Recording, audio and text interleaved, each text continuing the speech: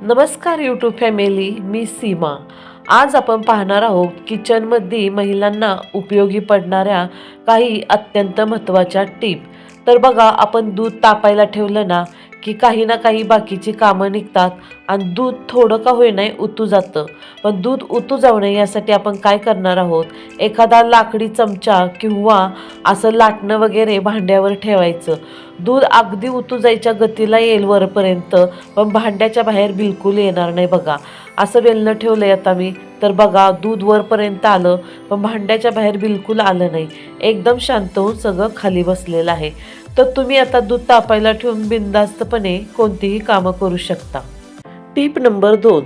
तर बघा, बऱ्याच महिलांची तक्रार असते की रात्रीची उरलेली कणिक आपण फ्रीजमध्ये ठेवली तर सकाळी ती काळी झालेली असते, किंवा महिलांना सकाळी गडबड असते म्हणून त्या रात्री कणिक भिजवून ठेवतात, सकाळी काढल्यानंतर ती काळी दिसते.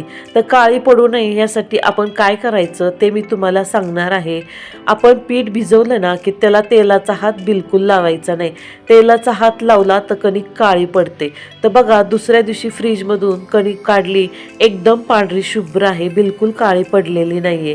आता तुम्हाला ज्यावेळेस चपात्या लाटायच्या आहेत ना, त्यावेळेस तुम्ही थोडा तेलाचा हात लावून कणी एकसारखी करून घेऊ शकता. तुम्ही हे जरूर करून पहा. आता पाहूया टिप नंबर 3.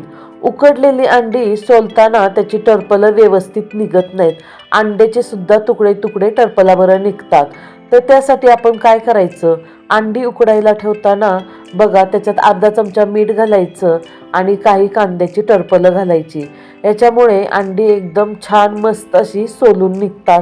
टरपलं त्याची काढताना एकदम छान निघतात, तुटत नाहीत, काय नाहीत. आणि अंडी उकडताना महत्त्वाची अजून एक गोष्ट, त्याच्यावर झाकण बिलकुल ठेवायचं नाही आहे. गॅसची आजसुद्धा मिडियमच ठेवायची. तर बघा, आता अंडी उकडली का नाही की त्यातलं गरम पाणी ओतून द्यायचं आणि लगेच त्याच्यावर गार पाणी घालायचं.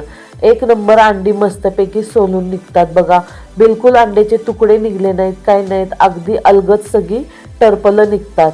तर ही ट्रिक खूप सोपी आहे, तुम्ही जरूर करून पहा. बघा, एकदम पांढरी शुभ्र मस्त अख्खी सगळी सिल्की अशी अंडी आपल्याला भेटतात. बघा, तर तुम्ही हे अवश्य करून पहा. टीप नंबर 4. तर बघा, ज्यावेळेस आपण कुकरमध्ये बिर्याणी किंवा पुलाव बनवतो त्यावेळेस ती चिकट होते. तर चिकट होऊ नये म्हणून 2 ते 3 चमचे लिंबाचा रस घालायचा आणि 1 पळी तूप किंवा तेल घालायचं.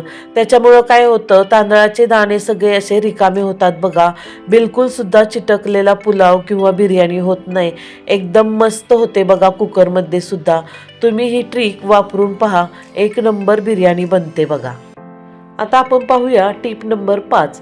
ज्या महिला बाहेर जॉब करतात किंवा ज्यांना सकाळी डब्यासाठी गडबड असते स्वयंपाकाची, त्यांच्यासाठी एक छान असं वाटण बनवणार आहोत. इथं लसूण, अद्रक आणि एक कांदा बघा असा चिरून घेतलेला आहे, टॅमॅटो एक चिरून घेतलेला आहे. आता याच्यावर आपल्याला कोथिंबीर थोडी घालायची आहे आणि याचं मिक्सरला आपल्याला छान बारीक असं वाटण बनवून घ्यायचं आहे. तर ह्या प्रकारे असं बारीक वाटण बनवायचं. बघा, आणि नंतर कढईत 2 पळी तेल घालायचं आहे आणि त्या तेलावर आपल्याला हे वाटण छान परतून घ्यायचं आहे. परतून घेताना त्याच्यात आपल्याला हळद किंवा मीठ वगैरे काही घालायचं नाही. तेल सुटेपर्यंत छान परतून घ्यायचं आहे. नंतर ते एका वाटीत काढायचं आहे. बघा, वाटीत काढल्यानंतर ते थंड होऊन द्यायचं आहे.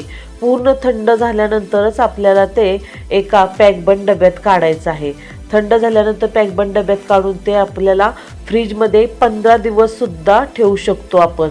तुम्ही 15 दिवसासाठी सुद्धा असं बनवून वाटण ठेवू शकता फ्रीजमध्ये. ज्यावेळेस तुम्हाला लागेल ना, गडबड असेल, त्यावेळेस तुम्ही हे वाटण काढायचं फ्रीजमधनं आणि बघा ते आपल्याला काय करायचं आहे, कढईत घ्यायचं तुम्हाला जेवढं हवं आहे तेवढं आणि याच्यात तेल वगैरे काही घालायची गरज नाही. बघा, आपण तेल आधीच घातलेलं आहे. नंतर याच्यावर हळद, मीठ घालायचं, तुम्हाला हवा असेल तो मसाला घालायचा आणि हे छान परतून घ्यायचं. बघा, तेलाची आवश्यकता पडत नाही. त्याच्यानंतर तुम्हाला कोणती भाजी बनवायची, तुमचं वांगं असो, बटाटा असो, पनीर असो किंवा अंड्याची भाजी, चिकनची, तुम्ही कोणतीही भाजी अशी झटपट बनवू शकता. बघा, एकदम मस्त भाजी बनते आणि थोड्या टायमात अगदी तुमचा वेळसुद्धा वाचेल असं वाटण बनवून ठेवल्यानंतर.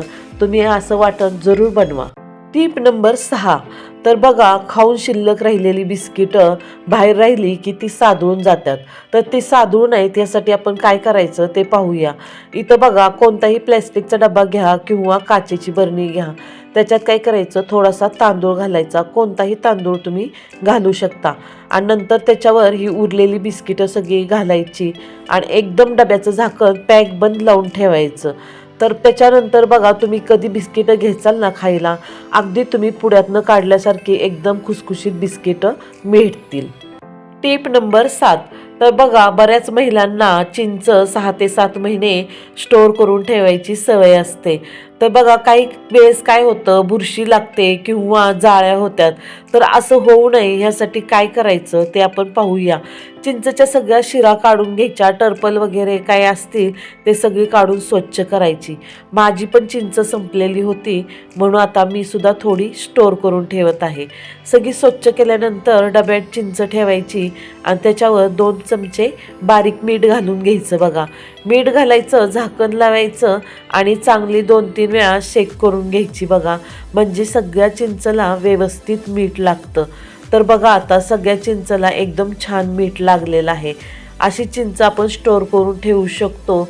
आणि बघा, तुमची चिंच अशी तुम्ही जर ही ट्रिक वापरली तर बिलकुलसुद्धा खराब होणार नाही. 6 ते 7 महिने चिंच व्यवस्थित राहील. तर आता पाहूया टीप नंबर 8. तर बघा, घाई गडबडीच्या टायमात आपल्याला लसूण तर पटकन सोलून हवा असतो आणि लसूण पण एकदम कडक असतात, त्याचे बुडके लवकर सोलले जात नाहीत, नखांना त्रास होतो. त्यासाठी काय करायचं ते पाहूया. तर बघा, आपल्याला पाणी एकदम कडक करून घ्यायचं आहे.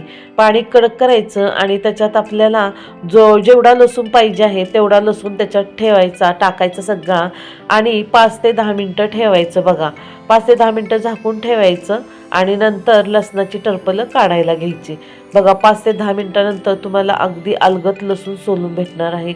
नुसतं आपल्याला असं दोन्ही हाताने असं मोडल्यासारखं केलं ना की लगेचच पाकळ्या निघतात. बघा, काही जास्त जोर लावायला लागत नाही, नकानी काही नाही, लगेच लसूण आपल्याला सोलून भेटतो.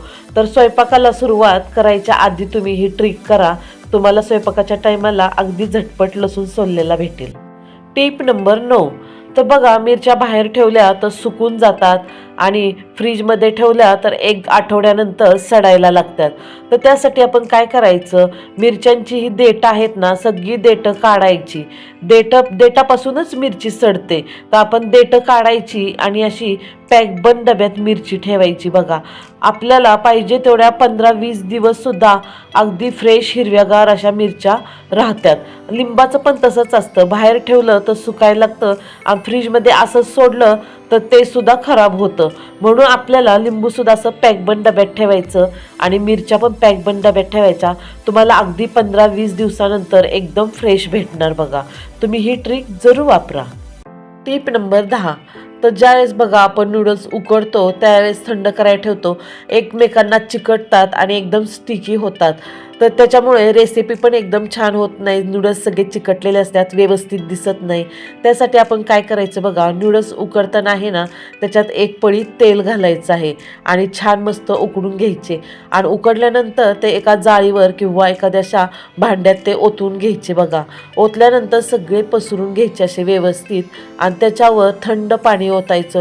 जेवढं तुम्ही थंड पाणी ओतचाल ना तेवढे नूडल्स सगळे एकदम सुटसुटीत मस्त होतात. बघा, आता आपण थंड पाणी तांब्याभर ओतलं. बघा, सगळे नूडल एकदम सुट्टे झालेले आहेत, बिलकुलसुद्धा चिटकले नाहीत. ह्याच्यामुळे आहे ना, आपण रेसिपी बनवतो ती एकदम छान सुंदर होते आणि दिसते पण छान. ही ट्रिक तुम्ही जरूर वापरा.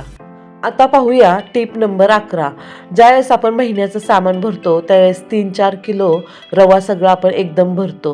तर काय व्हायला लागतं, त्याला मध्ये मध्ये जाळ्या व्हायला लागतात आणि छोट्या छोट्या आळ्यासुद्धा होतात.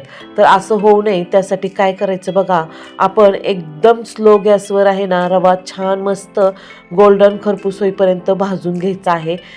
छोट्या गॅसची आच ठेवली ना की रवा जळणार नाही, छान भाजला जाईल. नंतर रवा पूर्ण थंड होऊन द्यायचा. बघा, एकदम रूम टेम्परेचरवर येऊन द्यायचा. त्याच्यानंतर रवा सगळा एखाद्या बरणीत भरून ठेवायचा आणि पॅक बंद झाकण लावून हा रवा ठेवायचा. अगदी महिनाभर व्यवस्थित रवा राहतो, त्याच्यात जाळ्या वगैरे काही होत नाही किंवा छोट्या आळ्या वगैरे. तुम्ही ही ट्रिक जरूर वापरा. आता पाहूया आपण टीप नंबर 12. तर बघा, आपण रोज तांदूळ शिजवतो ना, त्यावेळेस काय करायचं, तांदूळ कधी कधी काळपट दिसतो आणि चिकट होतो. असं होऊ नये म्हणून आपल्याला काय करायचं, तांदूळ शिजायला ठेवला, त्याला असा वर फेस आला का नाही मोहर, की त्याच्यात अर्ध लिंबू पिळून घ्यायचं, लिंबातल्या बिया काढायच्या आणि लिंबू पिळून घ्यायचं आणि तेल किंवा तूप ह्याच्यावर अर्धी पळी घालून घ्यायचं. आपण लिंबू पिळल्यामुळे तांदूळ पांढरा शुभ्र होतो आणि तूप घातल्यामुळे एकदम सुट्टा असा भात होतो बघा. तर बघा, एक नंबर पांढरा शुभ्र भात झालेला आहे आणि चिकट वगैरे बिलकुल झालेला नाही बघा. सगळा मोकळा असा रिकामा तांदूळ एक एक दाणे असे दिसतात. तर तुम्ही रोजच्या वापरात हे जरूर करत जावा. आता पाहूया शेवटची टीप नंबर 13.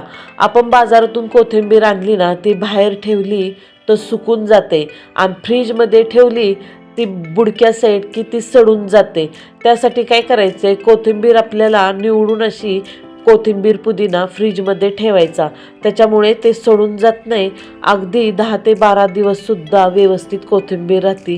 कारण कोथिंबीर मुळापासूनच सडते, म्हणून निवडून स्वच्छ करून ठेवा. जरूर वापरा ही ट्रिक.